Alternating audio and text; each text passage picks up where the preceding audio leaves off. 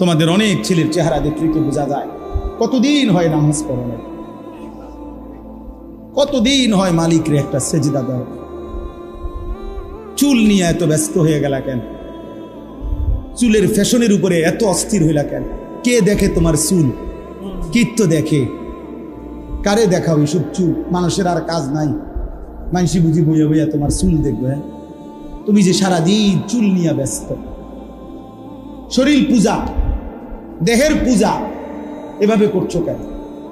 সারাক্ষণ বুঝি এই শরীর, এই দেহ, এটা নিয়েই ব্যস্ত হয়ে গেল। সারাক্ষণ একটা নারী বুঝি, একটা নারী, একটা ছবি, একটা বেডি, একটা উলঙ্গ দৃশ্য, এর জন্যই পৃথিবীতে আসা। এই রাত দিন বুঝি মোবাইলে দেখবা, ছবি দেখবা, নারী দেখবা, সারাদিন বুঝি নারীর জন্যই পৃথিবীতে আসা। তোমার আর কাম নাই, আর কোনো উদ্দেশ্য নাই দোস্ত আমার। বাহ, ঠিক হলো না, ঠিক করলা না ভাইয়া, ভালো করলাম। আমি অনুরোধ করলাম, আমার কথা শেষ। আমি অনুরোধ করি, আল্লাহ যদি আবার কখনো তৌফিক দেয় লম্বা করে বলবো ইনশাআল্লাহ। কিন্তু বলার উদ্দেশ্য এটাই, আল্লাহ তাআলা বলেন নিকৃষ্ট প্রজন্ম যে নামাজ নষ্ট করে, ওয়াত্তাবাউশ শাহওয়াত। আর দ্বিতীয় কথা হলো, আল্লাহ বলে যারা তাদের মনের চাহিদার অনুসরণ করে, শাহওয়াত, আমার মনের কামনা বাসনা, আমার মনে যা চায়। এখানে আল্লাহ, খোদা, রসুল, দিন, শরীয়ত, হালাল হারাম, জায়েজ না জায়েজ কিচ্ছুর কোনো বাজ বিচার নাই। আমার মন চাইছে, রাত নাই, দিন নাই, সকাল নাই, দুপুর নাই, আমার মনে যা চায় আমি তাই করি। খোদার কসম আল্লাহ বলেন, এই দুইটি মন্দ অভ্যাস যাদের, এক, প্রতিনিয়ত যারা তাদের নামাজ নষ্ট করে দেয় এবং মনের চাহিদার অনুসরণ করে, মনের কামনা বাসনার অনুসরণ করে, আল্লাহ বলেন এরা খালফুন, এরা নিকৃষ্ট প্রজন্ম, এরা মন্দ জেনারেশন। ফাসাউফা ইয়ালকাউনা গাইয়া, আমি আল্লাহ এদেরকে জাহান্নামের সবচেয়ে নিকৃষ্ট একটা গর্তের নাম হলো গাই। এই গাই নামক জাহান্নামের একটা গর্ত আছে, যেটার মধ্যে জাহান্নামের সবচেয়ে বেশি আযাব। তাফসীরের মধ্যে আছে জাহান্নামের বাকি অংশ, বা জাহান্নামের বাকি অংশ আল্লাহর কাছে পানাহ চায় যে আল্লাহ আমি জাহান্নাম রেও ওই গাই এর এই গুহাটার মধ্যে, গর্তটার মধ্যে ফেলব না।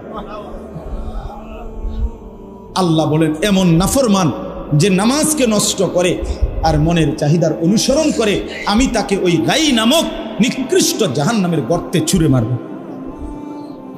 অপেক্ষা করো যুবক, অপেক্ষা করো বাবা, অপেক্ষা করো বেপর্দা নারী, অপেক্ষা করো বেহায়া নারী, অপেক্ষা করো।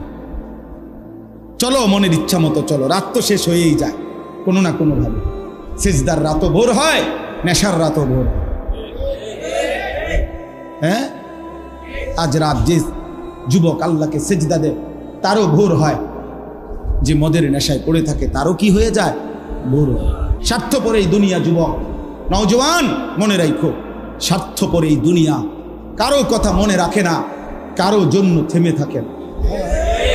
আমি এই পরশুদিন দেখছি, গতকালকের আগের দিন সকাল 6:30 বাজে আমি আমার বাজারে, ময়নামতি সাবের বাজার, ওইখানে দেখছি একটা হাইয়েস্ট গাড়ি একটা ট্রাকের মুখোমুখি হইয়া, হাইয়েস্ট গাড়িটার ড্রাইভারটা জাগাত তারে বাইরে করছে টাইম না হেসরাইয়া, কিছুক্ষণের মধ্যে লোকটা মারা গেছে।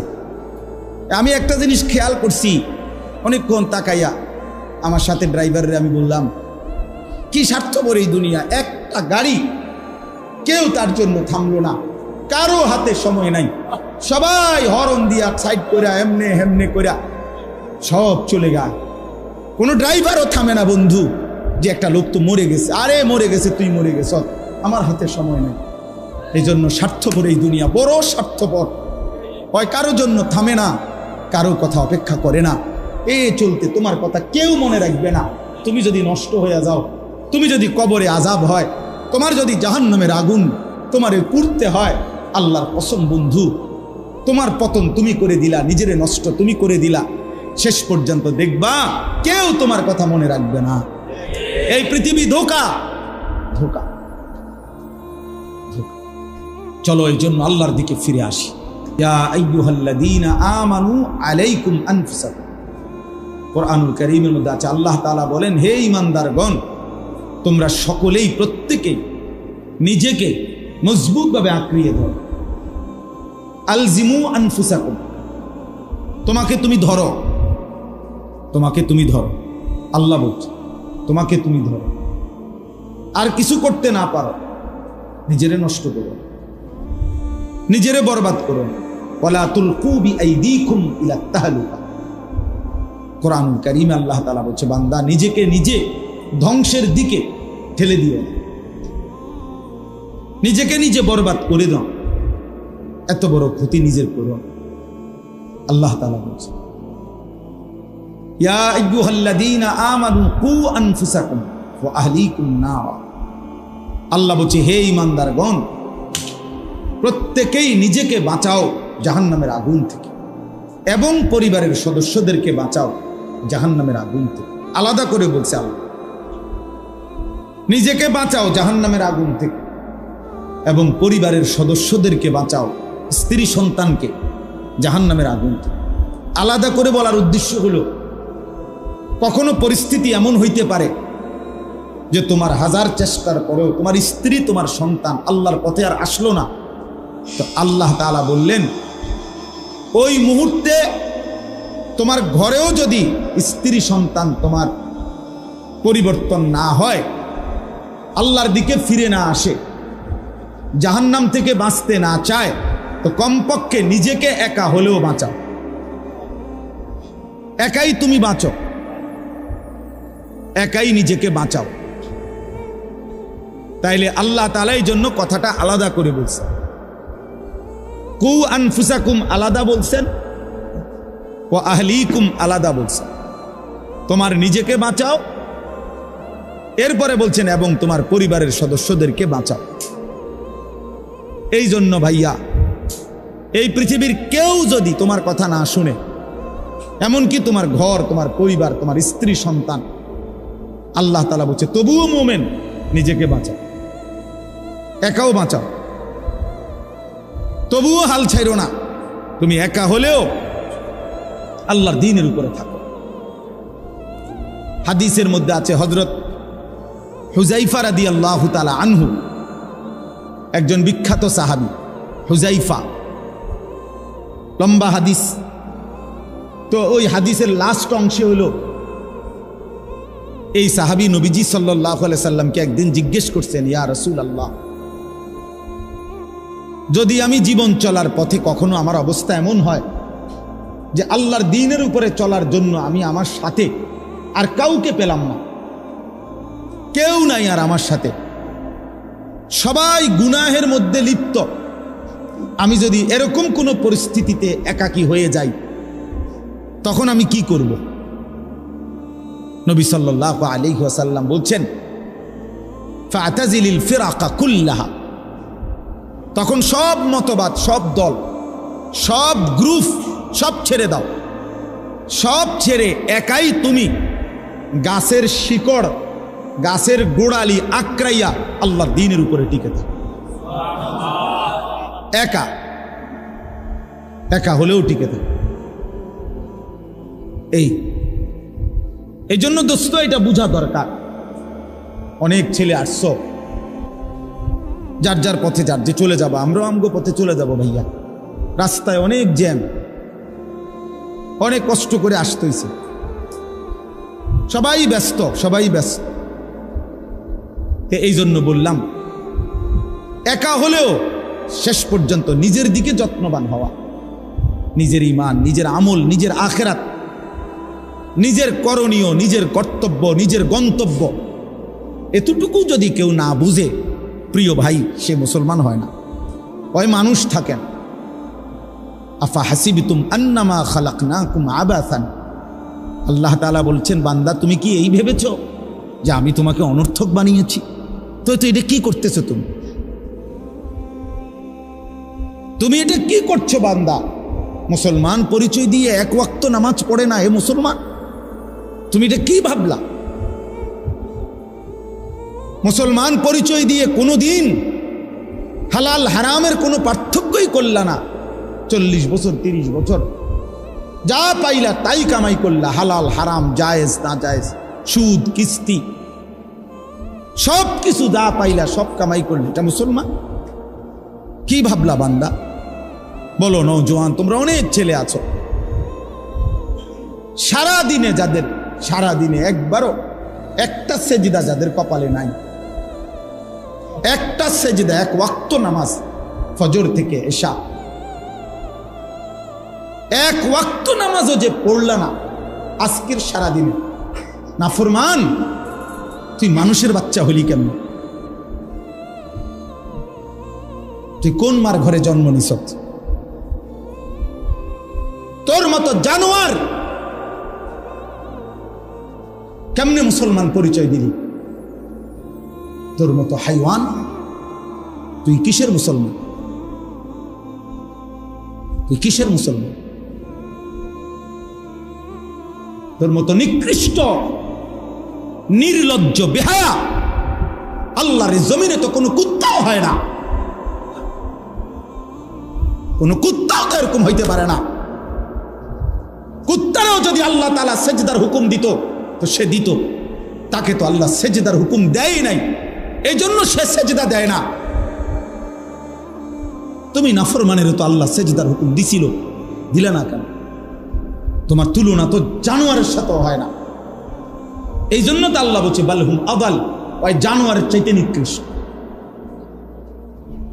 ওর উদাহরণ নাই, ওর তুলনা কুকুরের সাথেও না, ওর তুলনা শুকরের সাথেও না। আল্লাহর কোন সৃষ্টির অন্তর্ভুক্ত না। বলো মিয়া, এত বিবেকহীন কেমনে হইলা? আফা হাসিবতুম আন্নামা খালাকনাকুম আবাসান, কি ভেবেছো বান্দা আমি তোমাকে অনর্থক বানিয়েছি? তোমাকে আমি একদিন, আমি আল্লাহ এক সেকেন্ডে চাইলে পারি, কুন ফায়াকুন, আমি হও বললেই হয়ে যায়। সেই আমি 9 মাস কেন লাগাইলাম? 9 মাস লাগাইলাম কেন? আরে বলো কি বান্দা? নিজ হাতে খালাকতুহু বিয়াদিয়া, আল্লাহ বলেন আমি আমার নিজ কুদরতি হাতে আমার বান্দাকে আমি বানাইছি, আমি বানাইছি বড় যত্ন করে। এক ফোঁটা নাপাক পানির মধ্যে এত চমৎকার ডিজাইন পৃথিবীর কেউ কল্পনাও করতে পারে না। ইন্না খালাকনাল ইনসানা মিন নুতফাতিন আমশাজ, বীর্যের এক ফোঁটা থেকে আমি আল্লাহ তাআলা মানুষকে বানিয়েছি। এত সুন্দর চমৎকার নাক কান ডিজাইন। কোন পানির এক ফোঁটার উপরে, এক ফোঁটা পানির মধ্যে কেউ কোনো ডিজাইন করুক, কি দিয়ে করবে? পানির উপরে ডিজাইন করে কেমনে? আবার রব্বুল আলামিন বলে সেই পানির নাপাক ফোঁটা দুর্গন্ধযুক্ত, আমি তার মধ্যে এমন সুন্দর একটা ডিজাইন করেছি।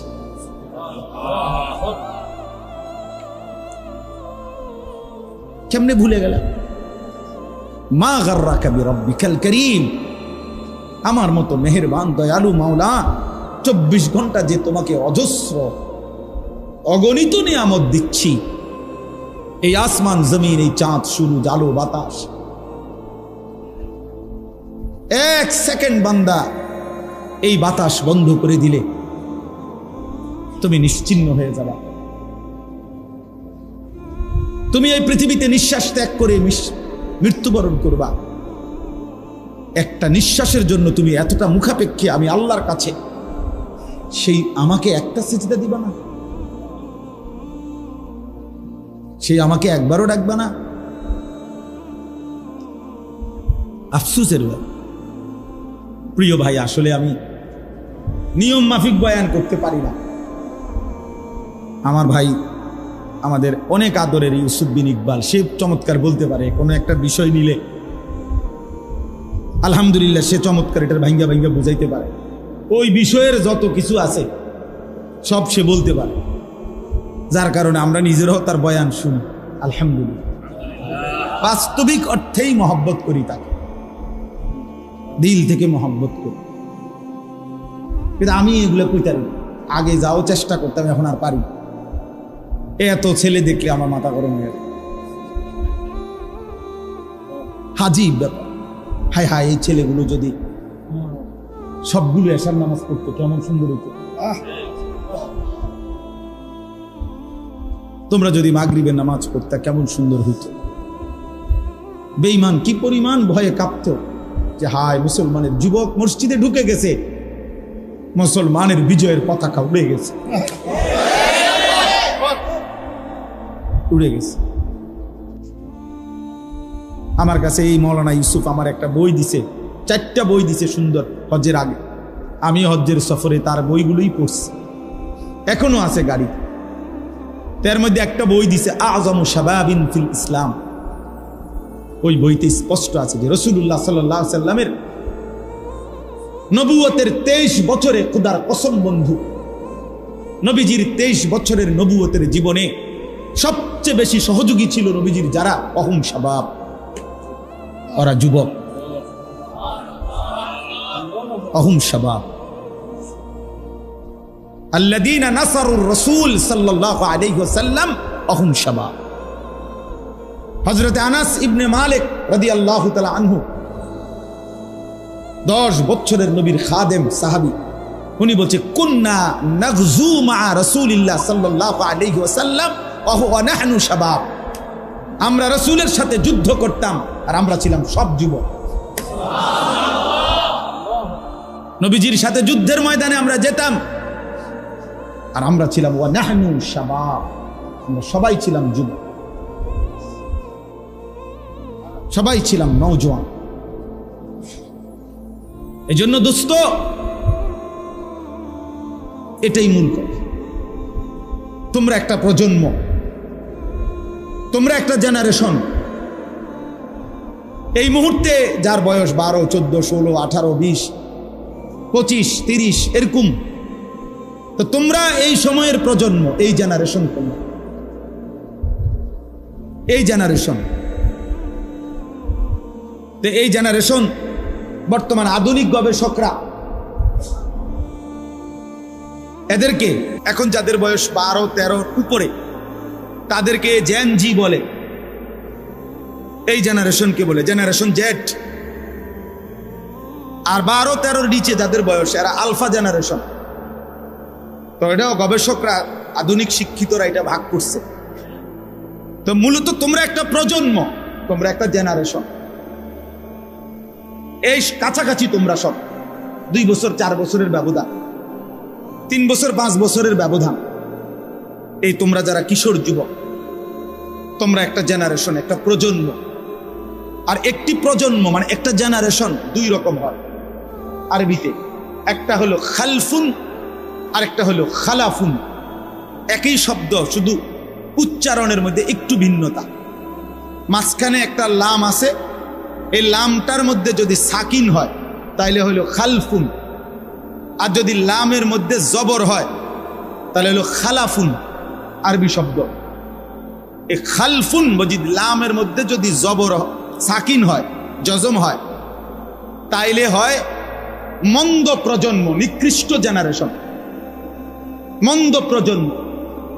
আর যদি হয় খালাফুন, লামের মধ্যে জবর, ইয়াহমিলু হাদাল ইলমা মিন কুল্লি খালাফিন উদুলুহু। এই খালাফ লামের মধ্যে জবর, তাইলে হয় উত্তম প্রজন্ম। তো কোরআন এবং সুন্নাহর মধ্যে আল্লাহ তাআলা এবং নবীজি সাল্লাল্লাহু আলাইহি সাল্লাম একটি প্রজন্মের, একটি জেনারেশনের উত্তম কারা এটাও বলছে।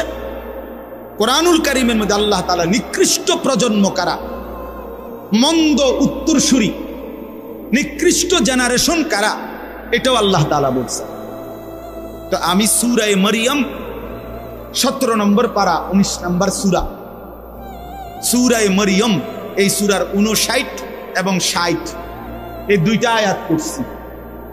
এই 2 আয়াতের মধ্যে আল্লাহ তাআলা 59 নম্বর আয়াতের মধ্যে খালফুন কারা মানে মন্দ প্রজন্ম, নিকৃষ্ট জেনারেশন কারা, একটি সমাজের মধ্যে ওই সমাজের নিকৃষ্ট জেনারেশন, মন্দ জেনারেশন, মন্দ উত্তরসূরি, মন্দ সন্তান কারা আল্লাহ তাআলা এখানে বলছে ফাখালাফা মিন বাদিহিম খালফুন। এই যে খালফুন ওই লামের মধ্যে কি সাকিন, এই আয়াত। আল্লাহ তাআলা বলেন অতঃপর আসলো মন্দ প্রজন্ম, নিকৃষ্ট জেনারেশন, মন্দ উত্তরসূরি। কারা? তুমি আন্দাজ করো, তুমি তোমার সাথে মিলাও। আশয় যার মধ্যে আছে সে হলো মন্দ জেনারেশন, নিকৃষ্ট, এই সমাজের সবচেয়ে নিকৃষ্ট মানুষ সে। এক নাম্বার আদাউস সালাহ, প্রতিনিয়ত যারা তাদের নামাজ নষ্ট করে দেয়, যারা তাদের নামাজকে নষ্ট করে দেয়, আল্লাহ তাআলা বলছেন তারা নিকৃষ্ট জেনারেশন, মন্দ প্রজন্ম। প্রিয় ভাই আমার, খুব দ্রুত আমি বুঝাইতে চাই এই এক কথা। এক নম্বর কথা হলো তাফসীরের মধ্যে আছে, এখানে নামাজ নষ্ট করে দেয় এ কথা বলেছে এরা নিকৃষ্ট প্রজন্ম। এ কথার দ্বারা উদ্দেশ্য এটা নয়, তাফসীরে লিখছে যে এর দ্বারা এটা উদ্দেশ্য নয় যারা নামাজ পড়ে না, নামাজ ছেড়ে দেয়, তাদেরকে উদ্দেশ্য করা হয় নাই, বরং নামাজ পড়ে এরকম একটি গ্রুপকে বলা হয়েছে যারা নামাজকে নষ্ট করে দেয়। অর্থাৎ যারা নামাজ পড়ে না, আল্লাযীনা তারাকুস সালাহ, টোটালি নামাজ যারা ছেড়ে দিছে, তারা প্রজন্মের উত্তম তো না, নিকৃষ্টও না, তারা কোনো জেনারেশনে না, তারা কোনো মানুষে না, তারা কোনো কিচ্ছু না, এর কোনো গণাতে ধরে নাই। ওই প্রথমেই বাদ গণাত ধরছে, অরে নিকৃষ্ট হিসেবে বলতে চাইছে আল্লাহ এখানে যারা তাদের নামাজকে নষ্ট করে দেয়। তাফসীরের মধ্যে লিখছে নামাজ নষ্ট করে দেয় মানে কি? এক নাম্বার, যে ব্যক্তি নামাজকে যথাসময়ে আদায় করে না, ইউআখিরুনাস সালাহ, তাখির করে, নামাজ সবসময় দেরিতে পড়ে। নামাজ সবসময় কখন পড়ে? দেরিতে পড়ে। আল্লাহ তাআলা বলছেন ওরা ওই সমাজের নিকৃষ্ট মানুষ। ফাওয়াইলুল লিল মুসাল্লিন আল্লাযীনা হুম আন সালাতিহিম সাহুন। আল্লাহ তাআলা বলেন ওই নামাজীদের জন্য জাহান্নাম। ওয়াইল, জাহান্নামের একটি গুহা, জাহান্নামের একটা অংশ, জাহান্নামের ভীষণ আযাব। আল্লাহ তাআলা বলছে তারা আল্লাযীনা হুম আন সালাতিহিম সাহুন, যারা তাদের নামাজের মধ্যে সাহুন, অলস, নামাজকে সবসময় দেরি করে, নামাজকে সবসময় দেরি করে। জোহরের আজান হয়েছে 1টা বাজে, এবারে জোহরের নামাজ পড়তে গেছে 4:15 বাজে, এখন 4:30 বাজে, ওটা নামাজ পড়ছে লুঙ্গিটারে বইটা গামছা একটা কান্দে দিয়া রুকু সিজদা 3-4টা মেরে দিল আর কি, এটা নামাজ পড়লে আর কি তো করতাম হুজুর, সময় কুলাইতারি না, কিটছেন আপনি ঘাস কাটছে, এতক্ষণ গরু গোসল করাইছে, গরু গোসল করাইছে। গরু গোসল করানোটা খুব দামি দরকারি বিষয়। তো নামাজকে এরকম প্রতিনিয়ত যে বিলম্ব করে আল্লাহ তাআলার কোরআনের ভাষায় তারা নিকৃষ্ট মানুষ, নিকৃষ্ট মানুষ। আদাউস সালার অন্তর্ভুক্ত, আদাউস সালার অন্তর্ভুক্ত নামাজকে বিলম্ব করে। আচ্ছা, হাদিসের মধ্যে আছে, কোরআনেও আছে, যে ব্যক্তি নামাজে অবহেলা করে, আল্লাহর কসম, আল্লাহও বলছে, নবীজিও বলছে, সে মুনাফিক। ইন্নাল মুনাফিকিনা ইউখাদিউনা আল্লাহ ওয়া হুয়া খাদিউহুম ওয়া ইযা কামু ইলাস সালাতি কামু কুসালা। কোরআন শরীফে আল্লাহ মুনাফিকের 1 নম্বর পরিচয় বলছে, মুনাফিক সে যে নামাজ পড়ে অলসভাবে। নামাজ পড়ে কিভাবে? তাহলে নামাজ যে পড়ে না তার ব্যাপারে বলে না, কথা বলেন না কেন? তারে মুনাফিকও বলে নাই। তুই কোনো মানুষে না বেটা, তুই কোনো কাতারে নাই, তোর কোনো আলোচনাই নাই। আলোচনা ওই ব্যক্তিরে যে নামাজ পড়ে অলসভাবে, খামখেয়ালি করে, দাঁড়াইবার কথা 2 পায়ে, দাঁড়াইছে 1 পায়ে, বুঝলেন? অলস নামাজের। রাসূলুল্লাহ সাল্লাল্লাহু আলাইহি সাল্লাম বলছেন তিলকা সালাতুল মুনাফিক, ওই নামাজ মুনাফিকের নামাজ। ইয়ারকুবু হাত্তা তাগরুবা শামস, আসরের নামাজ না পড়ে যে অপেক্ষা করতেছে, অন্য কাজে ব্যস্তছে, এরই মধ্যে সূর্য ডুবে যাচ্ছে, সূর্য ডুবার কাছাকাছি। হাত্তা কানাত বাইনা কারনাই শয়তান, সূর্য ডুবার সময়ে শয়তান তার দুই শিং সূর্যের পাশে বাড়াইয়া দেয়। আল্লাহ নবী সাল্লাল্লাহু আলাইহি সাল্লাম বলেন, কামা ফানাক্কারা আরবাআন, সূর্য ডুবে যায়, এই সময় ওই আসরের নামাজের জন্য দাঁড়াইয়া 4 রাকাতে যেন 4টা ঠক্কর মারছে। লা ইয়াযকুরুল্লাহ ইল্লা কালিলা, ঠিক মতো তাসবিহগুলো নামাজের আদায় করে নাই। রাসূল বলছে 3 বার, ওইটা মুনাফিকের নামাজ, মুনাফিকের নামাজ, মুনাফিকের নামাজ, মুনাফিকের নামাজ। তাইলে কি বোঝা গেল দোস্ত? নামাজের মধ্যে যে অবহেলা করে, অলসতা করে, পিছায় ফেলে, পরে ঠিক, কিন্তু বেড়াত লাগাইয়া, মানে একবার শেষ মাথাত নিয়া, সে নিকৃষ্ট জেনারেশন। 2 নম্বর তাফসীর হলো, নামাজের মধ্যে 4টা জিনিস আছে, কিছু ফরজ, কিছু ওয়াজিব, কিছু সুন্নাত, কিছু মুস্তাহাব।